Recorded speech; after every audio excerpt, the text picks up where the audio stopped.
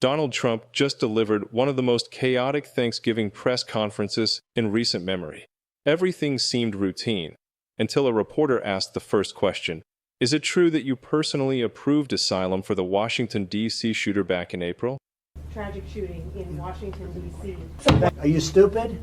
The room instantly froze. Trump slammed his hand on the table, his face turning red. But the second question was the real shock. Your own Department of Justice reported this year that Homeland Security and the FBI thoroughly vetted the Afghans brought into the U.S. So why are you blaming the Biden administration? At that moment, Trump completely unraveled. He slammed the table again, his voice cracking, and snapped at the reporter. "Are you stupid? Are you an idiot?" Are you stupid? Thank you very much. Thank you. Then he struck the table one more time, pushed back from the podium, and stormed off the stage, leaving the entire room stunned and the cameras rolling as his public meltdown unfolded in real time. Here, play this clip. The moment this press conference began, the country was still processing the loss of a young National Guardswoman, Sarah Beck, only 20 years of age. And here is the part most people overlook. Instead of addressing the tragedy with clarity, the former president moved quickly into anger, pacing his answers, raising his voice, and turning his frustration toward the reporters in the room. On the Washington side of the story, a reporter cited a documented fact. Earlier this year, the Department of Justice's Inspector General reported that the Department of Homeland Security and the Federal Bureau of Investigation carried out thorough vetting of the Afghans brought into the United States in 2021. And by the FBI of these Afghans who were brought into the U.S. So why do you blame the Biden administration? Because they let him in. That is the record as it appears. Yet the moment the question was raised, the former president cut her off, calling her stupid, repeating the phrase again as if the question itself were an offense. Are you stupid? Are you a stupid person? And while that exchange unfolded, the local layer of the case was adding pressure. Officials involved in the investigation stated that the suspect had worked closely with American intelligence in Afghanistan. Tragic shooting in Washington, D.C. U.S. officials say that the suspect worked very closely with the CIA in Afghanistan for years. And that his vetting came up clean. That is their account. But the former president rejected it, pointing to the evacuation flights, insisting people arrived unvetted, stacked together on planes, and should never have been here. When the reporter pressed a second time, asking whether the suspect's asylum had been granted under his administration, the conversation shifted. Instead of confirming or denying, he offered a procedural point. Once individuals are flown into the country, removing them becomes extremely difficult. That is a structural truth of the immigration system, but it did not answer the question.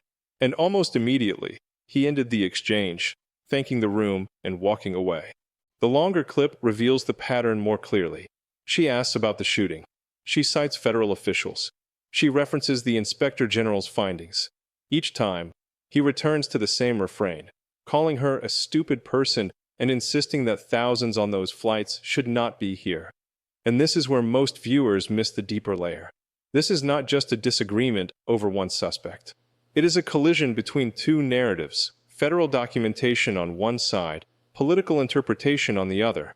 The reporter was standing exactly between those two forces, and the confrontation made that divide visible. There's a law passed that makes it almost impossible to get them out. You can't get them out once they come in. And they came in, and they were unvetted. They were unchecked. There were many of them, and they came in on big planes, and it was disgraceful. And if you look, you'll see there was a law passed. It makes it almost impossible not to let them in, not to certify them, so to speak, once they come in. And they came in, and they shouldn't have come in. Frankly, the whole thing was a mess.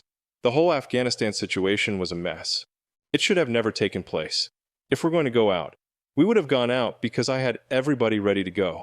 We were going to go out with strength and dignity and precision, and we would have left Bagram. And we would have kept Bagram, by the way, because of its very close relationship to China and where they make their missiles. But when you let the people come in by the thousands and thousands and thousands, they made a terrible mistake, but they were incompetent. Then Donald Trump just starts bragging about his golf game. Let me just show it to you here. Play this clip. I know a lot about golf. I've won 38 club championships, and I don't get to practice much. I won one last year. I won a club championship at a big club beating a 27-year-old kid. I said, "You know, I'm decades older than you." But I said, "The fairway doesn't know how old you are as you walk up the middle, and he's in the rough. I've been a good golfer over the years. I won when you went, you know, club championships are our majors. You know that most people can't play in them. They won't. We're talking about no strokes or anything else. So, I'm a very low handicap, and I've won 38 of them legitimately. Everyone legitimately. By the way, that clip goes on for about 3.5 minutes. Of course, I'm not going to play the rest of the clip, but that's what went down here.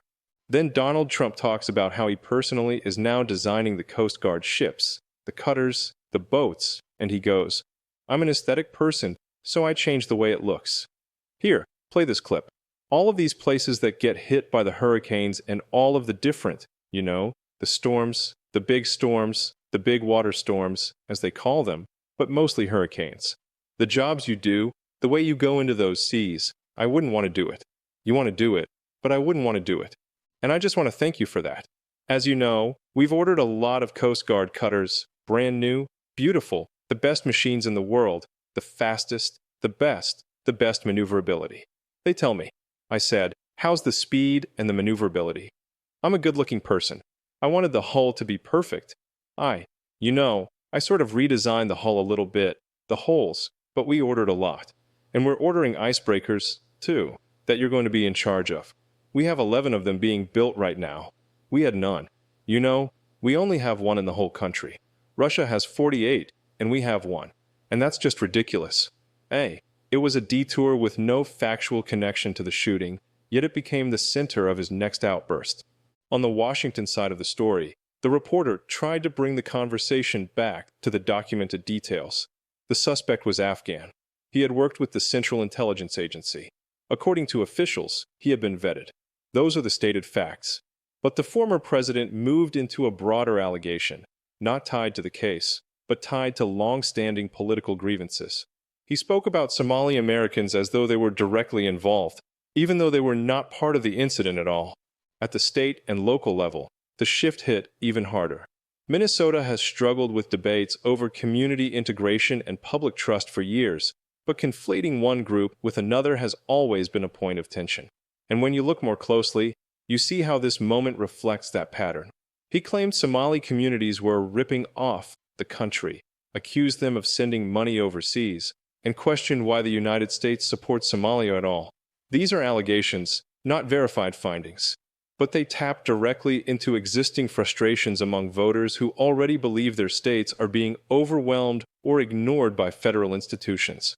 Then he introduced a familiar political target, Congresswoman Ilhan Omar, describing her homeland as practically no country, crime-ridden, and devastated. These descriptions reflect his opinion, not an official government assessment, but they served as a launch point for another escalation, framing Minnesota as being taken over, plagued by gangs, and burdened by an incompetent governor. Again, these are his characterizations, not confirmed crime data or administrative evaluations. And this is only the surface of the iceberg, because when you set aside the rhetoric and focus on the structure of the exchange, you can see a system-level pattern emerging. The reporter asked what Somali Americans, especially those here legally, should think about being spoken about in this way. His answer was blunt. They cannot be happy. That response revealed the distance between federal rhetoric and community experience. The question was about the Afghan suspect. The answer became a sweeping commentary on an entirely different population. Meanwhile, the Washington narrative returned once more to the Afghanistan withdrawal. He repeated the claim that many bad ones boarded evacuation planes, asserting there had been no checking at all. That is his assertion, not a confirmed federal account. He described a chaotic scene in which the strongest simply forced their way onto aircraft, suggesting that authorities had no idea who they were. The allegation reflects his view of the evacuation, not the documented vetting process reported by federal agencies. And when you step back, a larger pattern becomes clearer. A local tragedy was absorbed into a national narrative about immigration, identity, and institutional failure. The suspect's background, Afghan, vetted, connected to American intelligence, was overshadowed by a pivot toward unrelated communities. The system's complexity was replaced with broad, emotional claims that paint entire groups with a single brush. So the deeper questions remain, the ones that linger after the cameras stop rolling. What happens when the details of an investigation are overshadowed next? A reporter asked Donald if he's going to be attending the funeral of the National Guardswoman who was killed. And he said, maybe, 'cause West Virginia voted for me. Let's play it. It's in the early stages, obviously, but do you plan to attend Sarah's funeral? I haven't thought about it yet, but it certainly is something I could conceive of. I love West Virginia. You know, I won West Virginia by one of the biggest margins of any president anywhere. And these are great people. I love the people of West Virginia. I love the people of our country, but I haven't given it any thought. But it sounds like something I could do. You know, it's very raw. Then Trump says, you can't use the word Indian anymore. Let me show it to you. To the Mohawks. That's our squadron motto. Chop. Oh, good. I love it. Chop. See, we're not allowed to do that anymore. You know, we're not allowed. You're not allowed to use the word Indian anymore. The only ones that want you to are the Indians. All right. I don't think you should ever. Next, Donald Trump claims that National Guard members were shot in D.C. because they've been so effective at stopping crime. Here, play this clip. Safety for National Guardsmen who are being sent into these cities. No, I just want to have more. As you know, we're sending 500 more. We had very little crime in Washington now for many months. Record-setting low crime. And this happened, and I don't know how you put this on the scale of that. This is sort of different. This is a terrorism threat. And this was done because they're so effective. If they weren't effective, you probably wouldn't have had this done. But this was done because the National Guard has been so effective. You know, you went from having a tremendous amount of crime and death, killing, everything else to having none. And this happened, I assume, because it was so effective. And maybe this man was upset because he couldn't practice crime. Who knows what his motivation was? But what he did was horrible. And you've changed for Afghanis. Then on state media on Fox, they had people like Nancy Mace say, you know, this shooting never would have happened if Trump was in office. He's in the office. He granted asylum for the shooter in April. Like, what are we talking about? Play this clip. Well, two things. One, I do agree with Kash Patel on this. But number one, this would never have happened with President Trump in the Oval Office. Number two, President Trump is fixing the grave mistakes and travesties under the Biden administration. And I'm just honored that I'm in Congress to watch and witness what he's doing to save our country. We're going to be so much better off for it. Thank you, Mr. President. And then Donald Trump's communications team starts cursing out reporter Stephen Chung, saying, respectfully shut the F up for trying to politicize this tragedy. And it was just somebody, a reporter, Jane Mayer, saying, this is so tragic, so unnecessary. These poor guardsmen should never have been deployed. I live in D.C. and watch. They had virtually nothing to do but pick up trash. It was for a political show, and at what cost? The head of Trump's communication team says, respectfully shut the F up, and actually curses. By the way, Donald Trump made no Thanksgiving post today at all. Didn't say Happy Thanksgiving. No message. He did post about a golfer who passed away and said, a truly remarkable person and a great golfer who will be truly missed. Then the post before that was from the other day, where Donald Trump talked about his polling numbers and said that his polls remain strong despite the fact that we know Donald Trump's polling is as horrible as can be. Earlier in the morning, Kash Patel talked about how he was asked, so, is it true that the shooter got asylum in 2025 by Trump? And he's like, well, you're going to have to ask Christine Noem that question. Here, play this clip. And Secretary Christine Noem has put out details specifically related to your other questions. So, I'll let that speak for themselves. When he is going to get asylum, if you could just clarify that timeline, and yes, I believe Christine put that out. And that's a DHS matter, and I'll refer to them. And just so we're very clear about what Donald Trump's actual polling is, let's play this clip right here from Harry Anton, and it talks about what his polling is. Data analyst Harry Anton is here on this special Friday. It's been a tough few days for the president in the polls. Yeah, John Berman, I would say this is probably the worst 10-day period for the president in the polls his entire second term. The numbers are just atrocious. What are we talking about here in terms of net approval rating? Well, take a look. These are all November polls. The best one of the group puts him at 14 points underwater.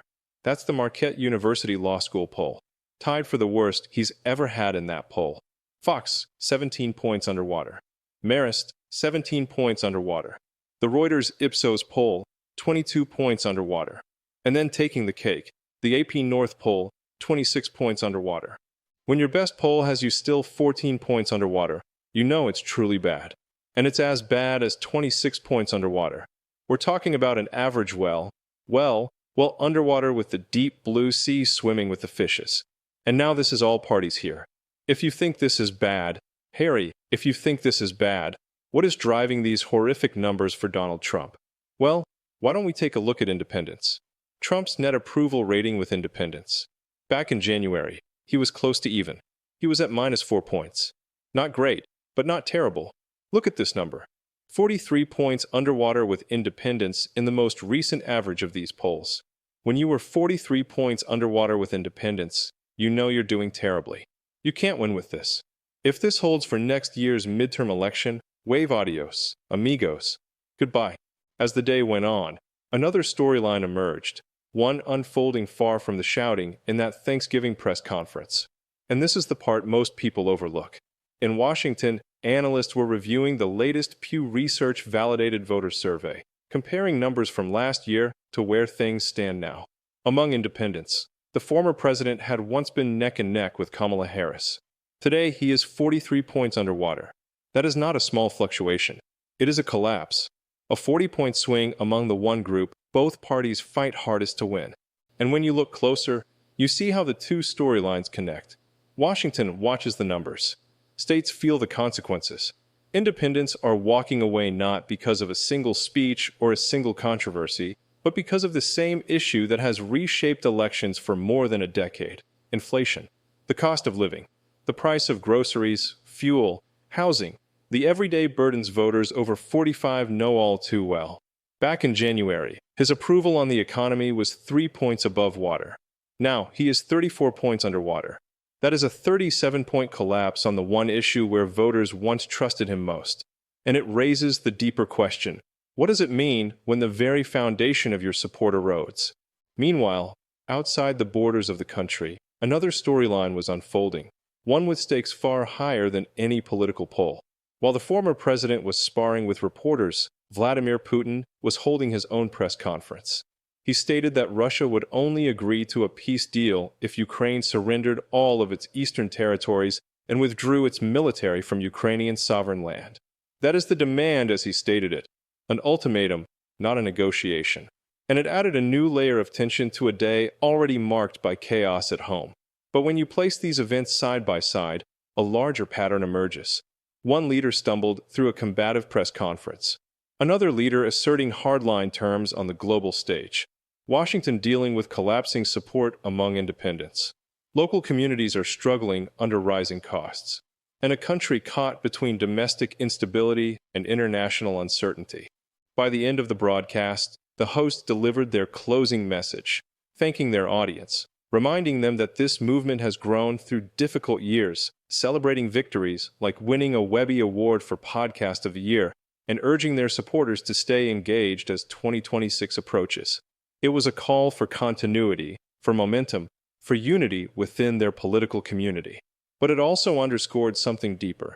Both political coalitions believe they are fighting for the soul of the country. So here is the larger reflection, the part beyond the sound bites. When independents shift by 30 or 40 points, what does that say about the country's direction? How do voters navigate a landscape where domestic turmoil and global conflict collide in real time? What happens when economic pressure reshapes political identity? And how should Americans interpret the contrast between heated rhetoric at home and hardline demands abroad? These are the questions that linger long after the cameras shut off. Questions about power, trust, and the forces shaping the future of the nation.